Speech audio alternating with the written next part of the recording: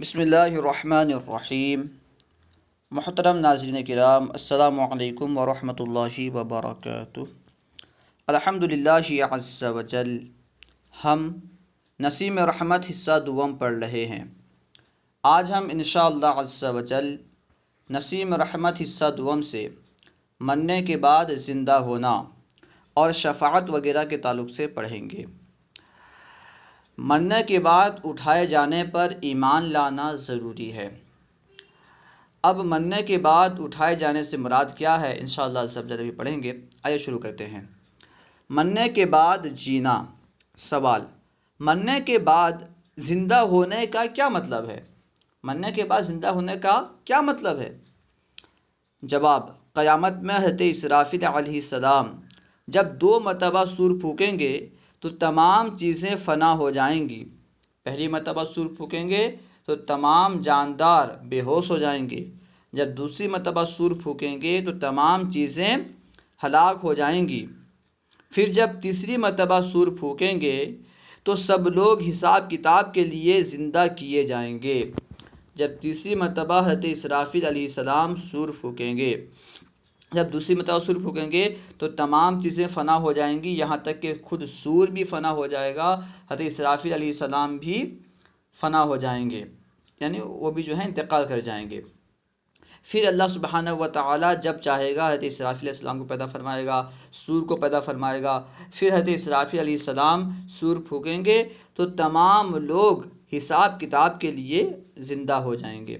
خیر، وہ بیان کر رہے ہیں، تیسری مرتبہ سور پھونکیں گے تو سب لوگ حساب کتاب کے لیے زندہ کیے جائیں گے اور ان کا حساب کتاب لیا جائے گا۔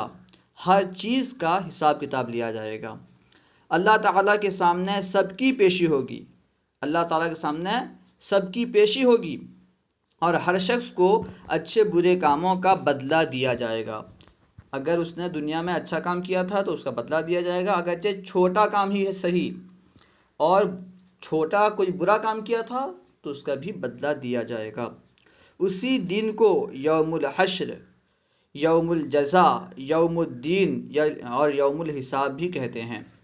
ٹھیک ہے، حشر کا دن، بدلے کا دن، ٹھیک ہے، جزا کا دن اور حساب کا دن۔ اس دن تمام لوگوں کے اچھے برے اعمال کا حساب لیا جائے گا۔ اسے یوم الحشر، یوم الجزا، یوم الدین اور یوم الحساب بھی کہتے ہیں۔ سوال: حساب کس طرح ہوگا؟ جواب: دنیا میں ہر شخص کی نیکی بدی کو فرشتے لکھتے ہیں۔ دنیا میں ہر آدمی کے پاس 2 فرشتے ہیں، اس کے علاوہ بھی بہت سارے فرشتے ہیں، لیکن 2 فرشتے جو ہیں یہ نیکی بدی لکھنے میں متعین ہیں، مقرر ہیں۔ دنیا میں ہر شخص کی نیکی بدی کو فرشتے لکھتے ہیں، میدان حشر میں وہی دفتر میں پیش کر دیا جائے گا۔ سوال: جو فرشتے انسان کی نیکی بدی لکھتے ہیں ان کا کیا نام ہے؟ جواب: ان کو کرامن کاتبین کہتے ہیں۔ دنیا میں جو انسان کی نیکی یا برائی لکھتے ہیں انہیں کہتے ہیں کرامن کاتبین۔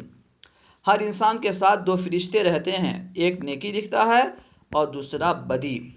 سوال: نامہ اعمال کس طرح دیا جائے گا؟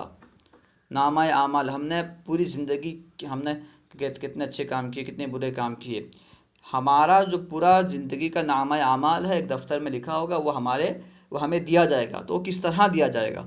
جواب: مومن کو سامنے سے داہنے ہاتھ میں، مومن کو آگے سے، سامنے سے داہنے ہاتھ میں نامہ اعمال دیا جائے گا، اور کافر کو پیچھے سے بائیں ہاتھ میں، کافر کو پیچھے سے دیا جائے گا، بائیں ہاتھ میں دیا جائے گا۔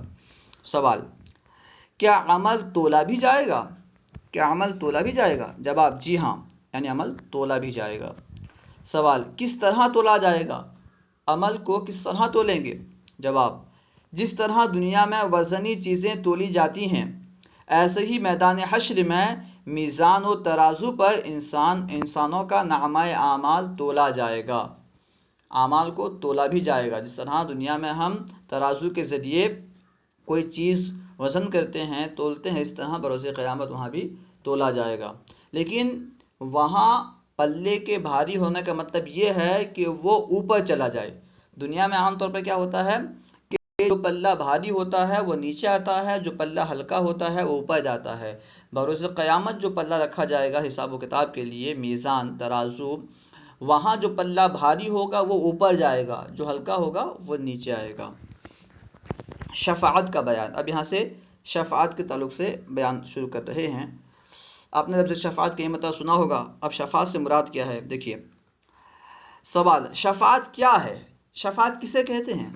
جواب، گناہوں کی معافی اور درجات کی بلندی کے لیے دربار الہی میں عرض کرنے کو شفاعت کہتے ہیں۔ اللہ کی بارگاہ میں گناہوں کی معافی کے لیے عرض کرنا یا درجات کی بلندی کے لیے عرض کرنا، اسے شفاعت کہتے ہیں۔ سوال، کیا انبیاء کرام علیہم السلام گناہگار مسلمانوں کی شفاعت کریں گے؟ جواب، ضرور کریں گے، یقیناً انشاءاللہ عز و جل انبیاء کرام بروز قیامت مسلمانوں کی شفاعت کریں گے۔ سوال، کیا نبی کے علاوہ دوسروں کو بھی سفارش کرنے کی اجازت ہوگی؟ کیا نبی کے علاوہ، انبیاء کرام کے علاوہ دوسرے لوگ بھی شفاعت کریں گے؟ جواب، ہاں، اولیاء کرام، علماء، شہداء، صلحاء کو بھی گناہگار مسلمانوں کے حق میں سفارش کرنے کی اجازت ہوگی۔ اولیاء کرام کو، علماء کرام کو، جو اللہ کے راہ میں مارے گئے، شہید ہوئے، ان کو، نیک بندوں کو اللہ تعالیٰ کی طرف سے اجازت ہوگی کہ وہ جس کی چاہیں، جس گنہگار بندے کے تعلق سے چاہیں، اللہ کی بارگاہ میں سفارش پیش کریں۔ سوال، سب سے پہلے شفاعت کون کریں گے؟ جواب، سرکار دو عالم صلی اللہ علیہ وسلم، اور سب سے پہلے آپ ہی کی شفاعت قبول کی جائے گی۔ سب سے پہلے نبی پاک کی شفاعت قبول کی جائے گی۔ سوال، گناہگاروں کی شفاعت کا مسئلہ کہاں سے ثابت ہے؟ کہاں سے ثابت ہے کہ گناہگاروں کی شفاعت کی جائے گی اور اللہ سبحانہ و تعالیٰ اسے قبول فرمائے گا؟ جواب، قرآن مجید اور حدیث شریف سے، قرآن پاک سے اور احادیث سے شفاعت کا مسئلہ ثابت ہے۔ حضور اعلیٰ حضرت رضی اللہ عنہ کی کتاب ہے شفاعت کے بارے میں، تقریباً انہوں نے، اعلیٰ حضرت نے 40 سے زیادہ احادیث سے اور قرآن پاک کی آیت وغیرہ سے شفاعت مصطفیٰ کو ثابت کیا ہے۔ ٹھیک ہے، خیر۔ سوال، ہمارے آقا و سردار، سوال، شفاعت کبریٰ کس کو حاصل ہوگی؟ شفاعت کبریٰ یعنی بڑی شفاعت، شفاعت کبریٰ کس کو حاصل ہوگی؟ جواب، ہمارے آقا و سردار حضرت محمد مصطفیٰ صلی اللہ علیہ وسلم کو۔ شفاعت کبریٰ کا مفہوم یہ ہے کہ قیامت کا ایک دن جو ہوگا یہ 50,000 سال کا ایک دن ہوگا، ٹھیک ہے، ایک قول کے مطابق۔ تو وہاں پہ قیامت میں سورج 1.25 میل دور میں ہوگا، زمین تانبے کی ہوگی، سب لوگ دھوپ کی شدت کی وجہ سے، گرمی کی وجہ سے، کوئی پسینے میں ڈوب رہا ہوگا، کوئی پریشان ہوگا، سب لوگ یہ چاہتے ہوں گے کہ حساب و کتاب کا سلسلہ جلدی شروع کیا جائے۔ اسی معاملے میں جو ہے آدھا دن گزر جائے گا لیکن حساب کتاب کا سلسلہ شروع نہیں ہوگا۔ گناہگار بھی یہ تمنا کریں گے کہ حساب کتاب کا معاملہ جلدی شروع ہو جائے تاکہ ہمیں جزا یا ثواب، ہمیں جو گناہ کی سزا ہو یا پھر ثواب ہو، جو بھی ملنا ہو، ہمیں جلدی مل جائے۔ اب ہمیں صبر نہیں ہوتا، تو تمام لوگ جو ہے وہ حضرت آدم علیہ السلام کے پاس جائیں گے، دوسروں کے پاس جائیں گے کہ آپ اللہ کے بارے میں شفاعت کیجئے کہ حساب کتاب کا سلسلہ شروع کیا جائے۔ آدم علیہ السلام کہیں گے آج جو ہے یہ مجھ سے نہیں ہوگا، فلاں کے پاس جاؤ۔ آدم علیہ السلام دوسرے نبی کے پاس بھیجیں گے، اس طرح دوسرے نبی کے پاس بھیجیں گے، اس طرح آخر میں تمام لوگ ہمارے پیارے آقا صلی اللہ علیہ وسلم کے پاس آئیں گے، تو آپ صلی اللہ علیہ وسلم اللہ کی بارگاہ میں عرض کریں گے، تو پھر حساب کتاب کا معاملہ شروع ہوگا۔ اسے کہتے ہیں شفاعت کبریٰ۔ اللہ سبحانہ و تعالیٰ کہے گا، اے نبی پاک صلی اللہ علیہ وسلم سجدے میں گر جائیں گے اور اللہ کے بارگاہ میں دعا کریں گے، تو اللہ سبحانہ و تعالیٰ فرمائے گا، اے میرے حبیب، اے محمد صلی اللہ تعالیٰ علیہ وسلم، سر اٹھائیے، آپ مانگیے، آپ کو عطا کیا جائے گا، آپ شفاعت کیجیے، آپ قبول کی جائے گی۔ ٹھیک ہے، تو اسے کہتے ہیں شفاعت کبریٰ۔ سوال، پل صراط سے مومن و کافر دونوں گزریں گے یا صرف کافر؟ پل صراط ایک پل ہے، تو اس سے جو گزرنا ہوگا، جنت میں جانے کے لیے اس سے گزرنا پڑے گا۔ اب اس سے کون گزرے گا؟ کافر اور مسلمان دونوں گزریں گے یا صرف کافر گزریں گے؟ جواب، دونوں گزریں گے، لیکن مومن عبور کر جائے گا، مومن جو ہے وہ پل پار کر جائے گا اور کافر جہنم میں گر جائے گا۔ سوال، پل صراط کس پر قائم ہوگا؟ جواب، دوزخ پر، دوزخ کے اوپر پل ہوگا۔ اس کے بارے میں کہا جاتا ہے کہ اس کی دھار جو ہے وہ تلوار کی دھار سے تیز ہوگی اور سوئی سے زیادہ باریک ہوگا وہ پل جو ہے، ٹھیک ہے، اس میں سے ہر ایک کو گزرنا پڑے گا۔ خیر، یہ جو پل ہے یہ دوزخ کے اوپر ہے۔ پل صراط کس پر قائم ہوگا؟ جب آپ دوزخ کے اوپر یہ پل قائم ہوگا۔ مگر جب جنتی گزریں گے تو ان کے لیے آگ سرد ہو جائے گی۔ جب جنتی جائیں گے تو آگ ان کے لیے سرد ہو جائے گی، اور جب گزریں گے تو انہیں آگ کی لپک وغیرہ نہیں لگے گی، آگ کی وجہ سے گرماہٹ نہیں لگے گی۔ دوزخ کا بیان، آئیے دوزخ کا بیان بھی پڑھ لیتے ہیں۔ سوال: دوزخ کیا ہے؟ جواب: گناہ گاروں کو سزا دینے کے لیے پروردگار عالم نے جو آگ بھڑکا رکھی ہے اسی کو دوزخ یا جہنم کہتے ہیں۔ اللہ سبحانہ و تعالیٰ نے گناہ گاروں کو، کافروں کو، مشرکوں کو سزا دینے کے لیے ایک آگ بھڑکا رکھی ہے۔ یوں تو بہت سارے سزا کی بہت ساری صورتیں ہیں، سانپ وغیرہ کے ذریعے، آگ کے ذریعے، سر کو کچلا جانا وغیرہ بہت ساری صورتیں ہیں، ٹھیک ہے، لیکن عام طور پر جب جہنم کہا جاتا ہے تو اس سے مراد وہ آگ بھڑکا رکھی ہے۔ اللہ سبحانہ و تعالیٰ نے گناہ گاروں کو سزا دینے کے لیے جو آگ بھڑکا رکھی ہے اس آگ کو دوزخ یا جہنم کہتے ہیں۔ سوال: دوزخ کے کل کتنے طبقے ہیں؟ جواب: 7 طبقے ہیں، دوزخ کے 7 طبقے ہیں۔ سوال: دوزخ کی آگ کا رنگ کیسا ہے؟ دوزخ کی آگ کس رنگ کی ہے؟ دوزخ کی آگ کا رنگ کیسا ہے؟ جواب: سیاہ یعنی کالا۔ 1000 برس روشن کی گئی تو سرخ ہو گئی۔ 1000 سال تک دوزخ کی آگ کو روشن کی گئی تو سرخ ہو گئی، پھر 1000 برس روشن کی گئی تو سفید ہو گئی، پھر 1000 برس روشن کی گئی تو سیاہ ہو گئی۔ وہی سیاہی قائم ہے، وہی سیاہی اب تک قائم ہے، اصل رنگ جو ہے آگ کی وہ سیاہ ہے۔ سوال: دوزخ کی گہرائی کس قدر ہے؟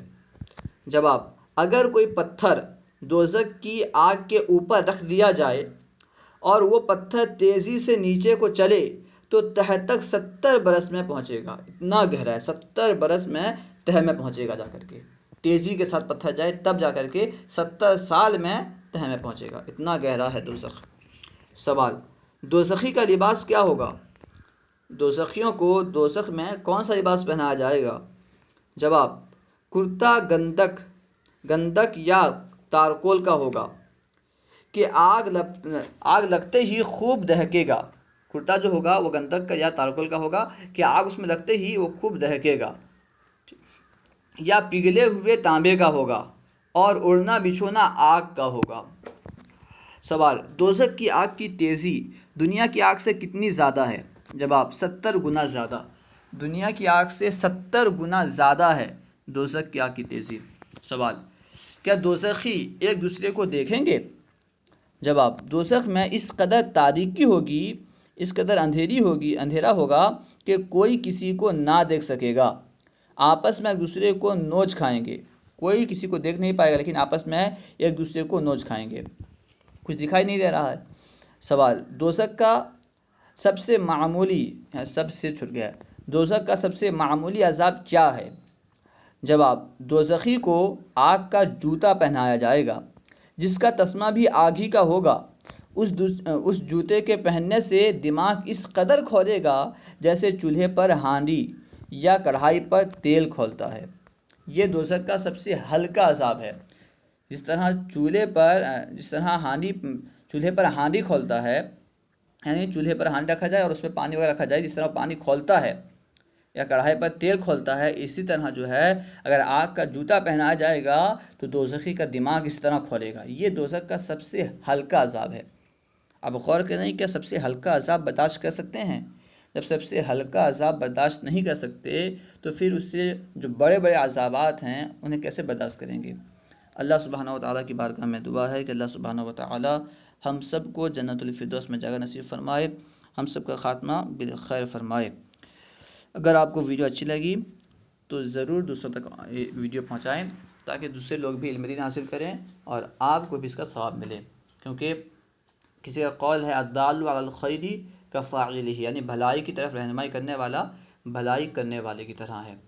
اس لیے جو ہے آپ بھی دوسروں کو ہمارے چینل کا لنک وغیرہ شیئر کریں تاکہ دوسرے لوگ بھی آپ کے ذریعے علم دین حاصل کریں اور آپ کو بھی اس کا ثواب ملے۔ السلام علیکم ورحمۃ اللہ وبرکاتہ۔